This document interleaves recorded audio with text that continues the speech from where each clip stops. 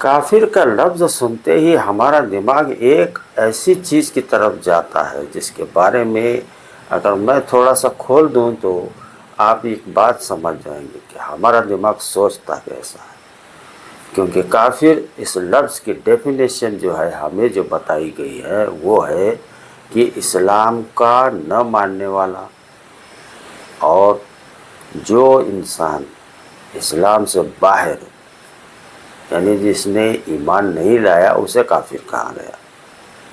اس definition کو آپ پوری طرح سے سمجھ نہیں سکتے اگر آپ صرف ایک پہلو اس کا دیکھیں گے. اس کا دوسرا پہلو اور اچھی طرح سے سمجھایا گیا ہے قرآن میں.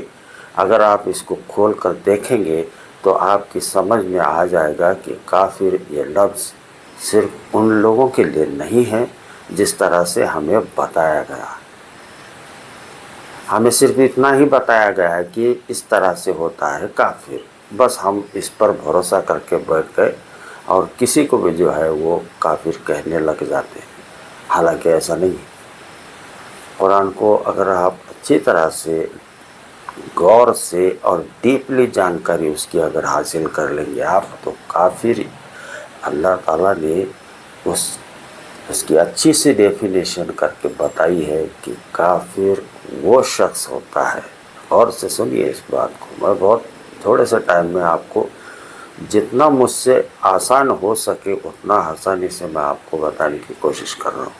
کافر بائی قرآن کی طرف سے اگر ایسا کہا گیا ہے، اس کی ڈیفینیشن، اس کا خلاصہ ایسا ہے کہ کافر اس شخص کو کہا جاتا ہے جو خدا کی طرف سے آئی ہوئی بات، خدا کی طرف سے آئی ہوئی بات جو حق ہے، سچی ہے، کسی کے کان میں آ گئی، کسی نے سمجھا کہ جو آئی ہوئی بات ہے، جو خدا نے بتائی ہوئی بات ہے اور زبان نے رسول سے نکلی، وہ بات حق ہے. یہ بات جس نے سنی اس شخص نے یہ بھروسہ کر لیا کہ نبی کی بات یہ جو کر رہا ہے، اس پر جو آیت نازل ہو رہی ہے یہ بالکل حق ہے اور اس میں کوئی دو رائے نہیں ہے، اس میں کوئی غلط نہیں ہے. یہ جب یہ سمجھ لیتا ہے سننے والا، یہ جان لیتا ہے کہ نبی جو ہے وہ سچ کہہ رہا ہے. لیکن اپنے ہٹ دھرمی کی وجہ سے جو ہے اس بات کو وہ ڈینائی کرتا ہے. یعنی بات حق ہے، معلوم ہے کہ حق بات ہے، لیکن صرف اپنی انا کی وجہ سے جو ہے اس بات کو وہ منع کرتا ہے کہ ایسا نہیں ہے. خدا نے اسے کافر کہا.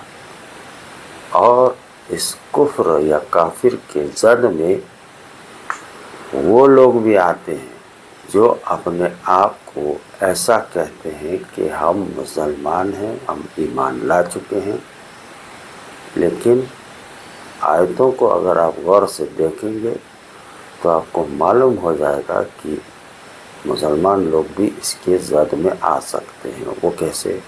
وہ اس طرح سے، اگر خدا نے کہا کہ آپ کو شراب نہیں پینی ہے، آپ کو جوا نہیں کھیلنا، آپ کو زناکاری نہیں کرنی ہے، یہ بات مسلمان جانتا ہے کہ یہ حق بات ہے کیونکہ قرآن اور حدیث کی باتیں ہیں. لیکن اس کے باوجود مسلمان اگر ان چیزوں کی طرف جاتا ہے، ایسے عمل کرتا ہے جو اس حدیث کے خلاف ہے، قرآن کے خلاف ہے مسلمان، لیکن اپنے اعمال ایسے دکھا رہا ہے کہ وہ جو حق بات ہے اس کی طرف نہ جاتے ہوئے اس نے جو ہے الٹا کام کیا. اب قرآن کہہ رہا ہے کہ جوا مت کھیلو، زناکاری مت کرو، کئی چیزوں کو منع کیا ہے قرآن نے، لیکن مسلمان اگر اس بات پر بھروسہ کرتا ہے کہ یہ بات سچ ہے، لیکن اس کے باوجود اگر یہ کوئی غلط کام کرتا ہے جس سے منع کیا گیا ہے تو خدا کہتا ہے کہ کفر کو ہم پسند نہیں کرتے۔ یہ جملہ کہنے کے بعد کا جملہ ایسا آتا ہے قرآن میں، ہم کافروں کو پسند نہیں کرتے۔ یعنی حالات اگر آپ کے کیسے ہیں، جس طرح سے انسانی زندگی کی خدا یہ چاہتا ہے کہ انسان کی زندگی بہتر بنے اور اس حساب سے بات کرتا ہے، اور اس نے جو ہے اس میں کلیئر سے بتا دیا آپ کو کہ یہ چیزیں مت کرو، برباد ہو جاؤ۔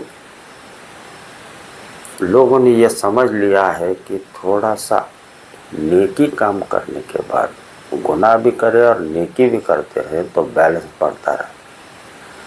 یہ بیلنس بنانے کے چکر میں جو ہے آپ کے دماغ سے اور آپ کے دل سے خدا کا ڈر نکل جاتا ہے۔ اب جب خدا کا ڈر نکلتا ہے تو انسان جو ہے وہ بغاوت پر آ جاتا ہے، یعنی اس نے کہی ہوئی بات، اس نے بنائے ہوئے جو قانون ہے اگر توڑتا مسلمان ہے تو کفر کی زد میں یہ بھی آتا ہے۔ اللہ کے رسول نے جنت کی بشارت دی، اللہ نے کس کو جنت دینا ہے اس کا سارا خلاصہ کر دیا۔ لوگ جو ہے رسول اللہ کی جو اچھی زبان ہے اس زبان کو سننے کے بعد میں اسے سیریسلی زیادہ نہیں لیا۔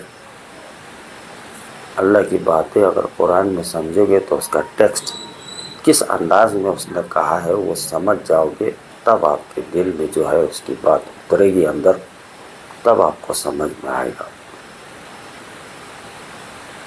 آپ نے یہ سمجھا ہے کہ جنت اتنی سستی ہے، تھوڑے سے عمل کرنے کے بعد میں جنت چلے جاؤ گے۔ تھوڑی سی زمین ہم خریدتے ہیں تو کتنا سوچتے ہیں کہ لے یا نہ لے، اگر لے اتنا بجٹ ہے اتنا بجٹ ہے، کیا کیا اس کے لیے کرنا پڑتا ہے۔ اب جو خدا اس جنت کے بارے میں بول رہا ہے کہ کتنی وسیع ہے، وہ الگ معاملہ ہے کہ وہ کیا کیا اس کے اندر ہوگا۔ یہ سب باتیں کرنے سے پہلے جو ہے پہلے سوچئے کہ اتنی سستی ہو گئی جنت کہ آپ کچھ بھی کرو، اس کی بتائی ہوئی باتوں کو نہ کرو، اس کی بتائی ہوئے قانون کو توڑو، تب آپ کو لگے گا کہ جنت میں تھوڑا سا ادھر بھی کر لیں گے تھوڑا سا ادھر بھی کر لیں گے، اس سے جو ہے آپ کا جو دل ہے وہ سخت ہوتا جائے گا، اور نیکی کرنے کی جو ہدایت خدا کی طرف سے ہوتی ہے وہ کمزور ہونے لگتی ہے، اور آپ گناہ کی طرف زیادہ بڑھنے لگ جاتے ہو۔ اتنا ایزی نہیں ہے، یہ بہت بڑا فیصلہ ہوتا ہے کہ جنت کس کو دی جائے اور کس کو نہیں دی جائے۔ حساب کتاب نام کی کوئی چیز ہوتی ہے نا، خدا نے بتایا کہ حساب ہوگا، حساب کے حساب سے اگر آپ نہیں اس میں پاس ہوئے تو آپ کو کیسے، آپ صرف ایک جھوٹی امید لگا کے بیٹھے ہو کہ اتنا کرنے کے بعد میں مجھے جنت ملے گی، لیکن اعمال آپ کے بتا رہے ہیں کہ آپ نے کچھ اور کیا ہے زندگی میں۔ اتنا دھیرے دھیرے اپنے آپ کو سخت مت بنائیے، اپنے اعمال کو، اپنے آپ کو غور کیجیے کہ آپ کے اعمال کس طرح سے ہیں، آپ کے اعمال اسلام کے طریقے کے حساب سے چل رہے ہیں یا نہیں۔ غور کرنے سے ہی پتہ چلتا ہے سب۔ اسی لیے تو کہا ہے قرآن میں کہ آیتوں کو یعنی قرآن کو ٹھہر ٹھہر کر سمجھ کر پڑھی، نہ کہ ایک ٹرین کی طرح جو ہے ایک سپر فاسٹ ٹرین چلتی ہے اس طرح سے آپ صرف تلاوت کرتے جائیں گے اور اس ٹیکسٹ کو سمجھا ہی نہیں، تو آپ خسارے میں، آپ کا بہت بڑا نقصان ہوگا۔ آپ کے آخرت کو اگر آپ سنوارنا چاہتے ہیں تو یہ کتاب آپ کو پڑھنا ہے، پڑھ کر اسے سمجھنا ہے۔ خدا آپ کو اپنی رحمت سے جنت دے دے تو یہ ایک الگ بات ہے۔ ایسا صرف کچھ لوگوں کے ساتھ ہوتا ہے۔ رحمت سب پر ہے، لیکن فیصلہ جنت کا کس کو دینا ہے یہ خدا کر سکتا ہے۔ آپ کو زندگی میں اس نے کتنا وقت دیا ہے یہ تو سوچ لیجئے، تب آپ خدا کو سمجھنے کی آپ کو اپنی عادت لگ جائے گی۔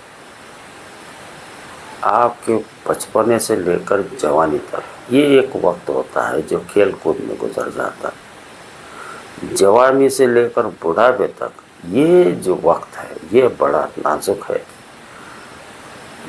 بڑا ہی نازک وقت ہے۔ اس میں جو ہے اگر آپ نہیں سنبھلے